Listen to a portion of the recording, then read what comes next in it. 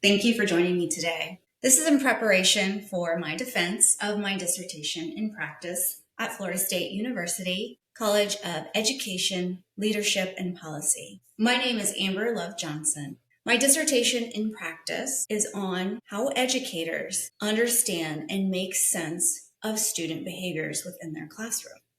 It's a qualitative, exploratory case study. It takes place at a Title I middle school in Central Florida. The research is based on many years of reading over scholarly journals, books, news articles, on-the-job inspiration, interactions with other colleagues, and lots of conversations with educators. Way back, I read a book called What Happened to You?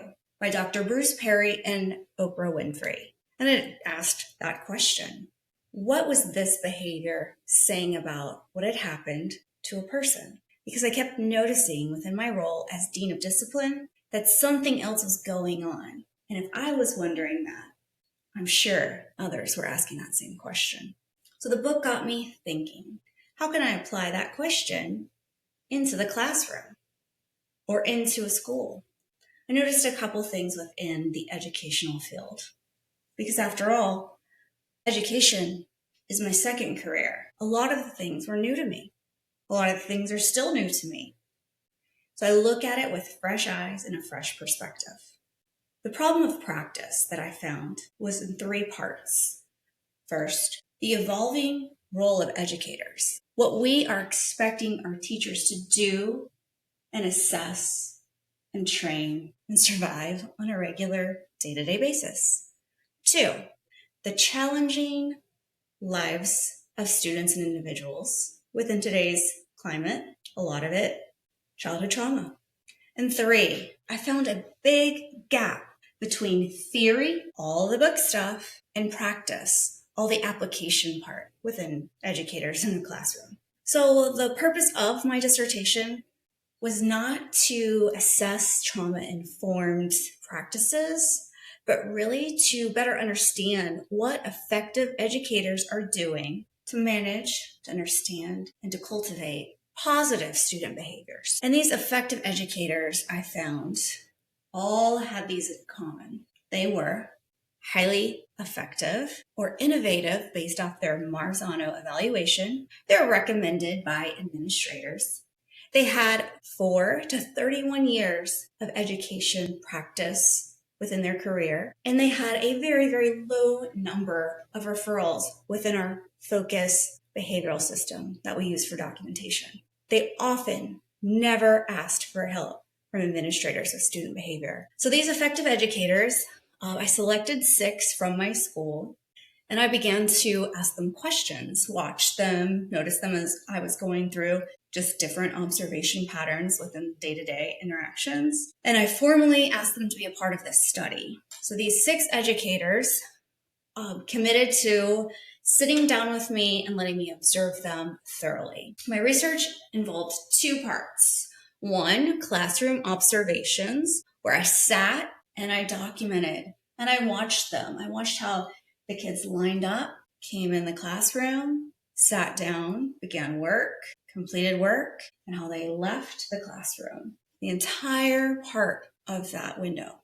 The second part was one-on-one interviews, semi-structured. Originally, it was going to be pre and post, but the conversations were so thorough and I didn't want to stop them. So all of my interviews were in one chunk, usually after my observation. I was very familiar with these teachers in general. I worked with all of them for several years.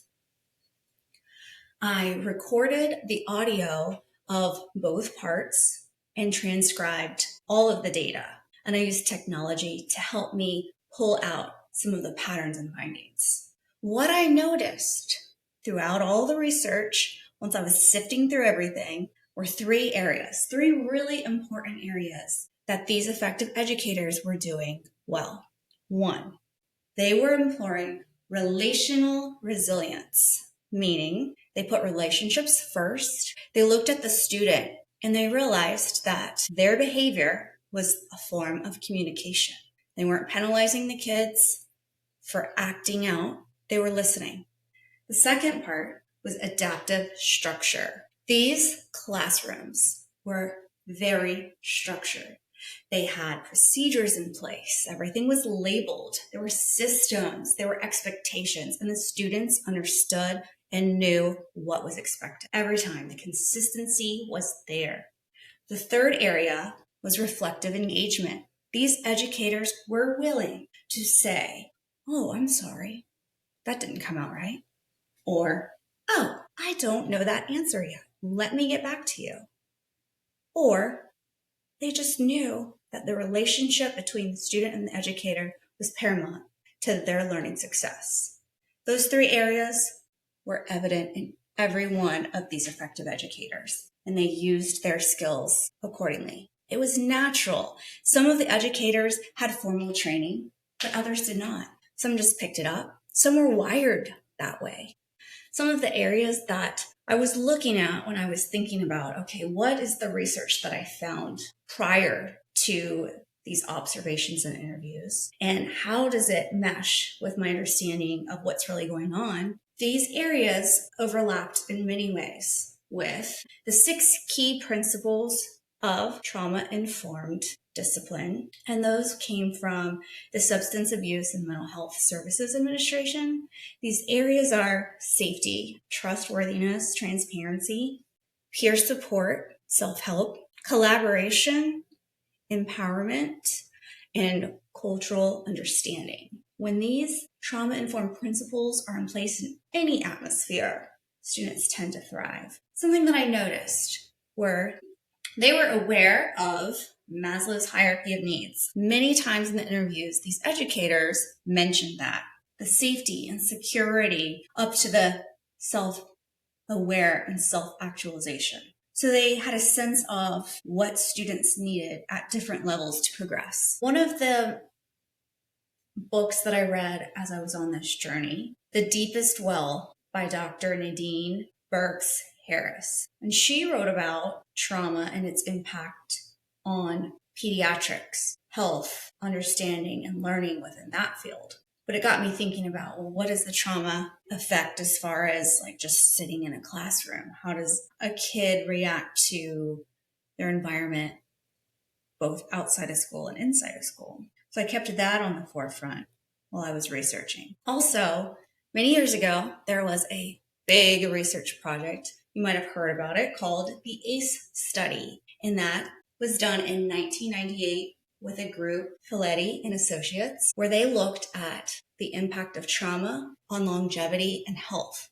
And the results were astounding. It became the Adverse Childhood Experience Study. So those three were really the fundamental, the launching off points to my curiosity and why I got into this and why I wanted to spend years researching. My dissertation in practice is around educators' perceived perspectives and adaptive strategies, trying to understand and make sense of student behavior. Because after all, that's one of the biggest disruptors within a classroom.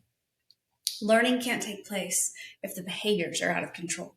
So with all the research and all the educators, thank you. Thank you for sharing your knowledge with us. Thank you for helping make the world a better place. And thank you for watching this. I do want to also thank my family. They've sacrificed a lot of time as I've been pulled away to do lots of reading and research, interviews, and on-site observations.